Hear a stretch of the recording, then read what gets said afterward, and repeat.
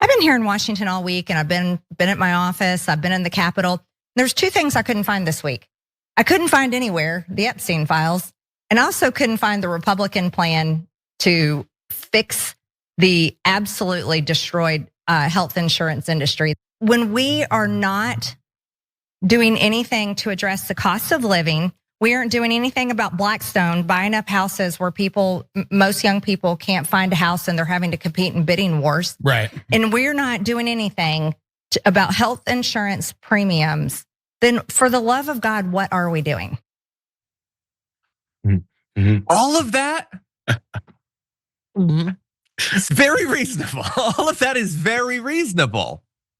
And it also sounds like a lot of what, some of the other politicians that we've liked for a long time that she's gone to war with say, like that could have, like some of those were things that like Kamala Harris like had plans to address. Like AOC's been talking about this stuff for long. Bernie Sanders has been talking about that stuff for many, many years. And so I'm glad that we have a Republican, that's saying that sort of. We barely have any Democrats that are talking like that. But now we have Marjorie Greene, and that's good.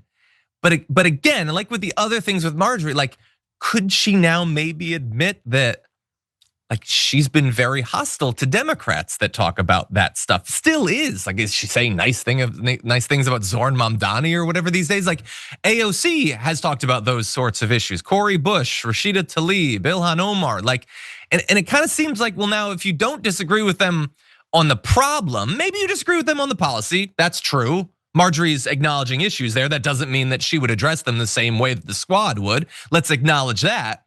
But if it's not that, then what is it? Like, why were you so angry at Rashida Tlaib and Ilhan Omar this entire time? If it's not on the problem, maybe it's on the policy, okay. But if it's not that, then is it really just identity that is separating some of these people? I don't know. Again, we haven't talked. And look, I'm gonna be completely honest. I have had no interest whatsoever. I generally don't like talking to people that I consider to be awful. I know that has hurt my career in the past because the only thing people really pay attention to is when you talk to people you disagree with or whatever, rather than just trying to lay out an accurate accounting of what's going on and hopefully speak with a little bit of moral, clarity or whatever on the times that we're in.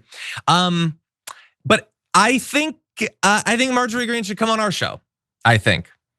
And by the way, not because I think that she's awesome now, I don't. And I probably would be pretty awful to her because I still think that aside from these things that she's now changed on, I think that she's been really awful about a lot of stuff in the past. And I'm not forgetting the stuff that she said, encouraging, the execution of Barack Obama or Nancy Pelosi getting a bullet in the head, the horrible Islamophobic things that she said, the horrible transphobic things that she's said.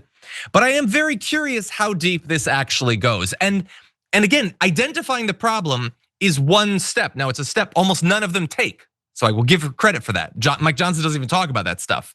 But then what do we do? Could you work with a Bernie Sanders? Like, I just think like she could go on Joe Rogan or whatever, and I'm sure that she will. And it'll get a million times more views, but it'll also be pointless. And I think that she knows that. So come on our show and we'll really try to hash out what any of this is worth. And is it just a branding exercise? Is it just an attempt to preemptively pitch herself as more MAGA than Trump as Trump transitions out of our material plane? I don't know, Jayar, what do you think? Yes, John, you hitting every point that I was just thinking. You said, I guess we're glad that a Republican's talking like this. Why? Why are we glad that a Republican's talking like this? Will this Republican then lead with action after talking about this? Will she then go and actually do something about the things that she says she's so concerned about? There's always talk when you're gonna do something. Because by the way, people's healthcare premiums don't skyrocket because you mentioned the problem.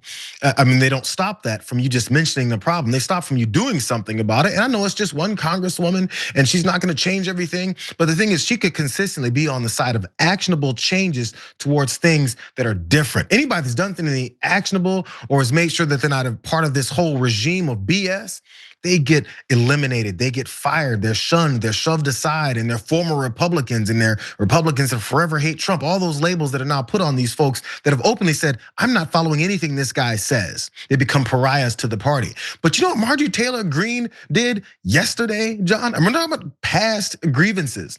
Yeah. I said this on my stream too. She says Democrats created the healthcare crisis in America in 2010 by passing the Affordable Care Act, AKA Obamacare. Democrats made it worse in 2021 by extending the tax credits. It's been 15 years. It's past time to address it by building the off-ramp to Obamacare. When is she gonna acknowledge that the guy that she won't say is the person that's behind all the things that she's suddenly against is behind these things and actually has no plan for healthcare, has said 25 to several different times that he has no idea what he's doing with healthcare, has remnants or workings of a plan, has said it's coming in 2 weeks, it's coming next month, it's gonna happen another 6 months, and has never done anything. Now, ACA is Obamacare. Did you notice that? Because last week when she said ACA premiums are gonna skyrocket like crazy, she called them ACA, now she's calling it Obamacare. Marjorie Taylor Greene is still lying to you. She's just now smiling and saying people are gonna attack me because she wants some clout. The why means she's gonna benefit and you're still gonna get screwed.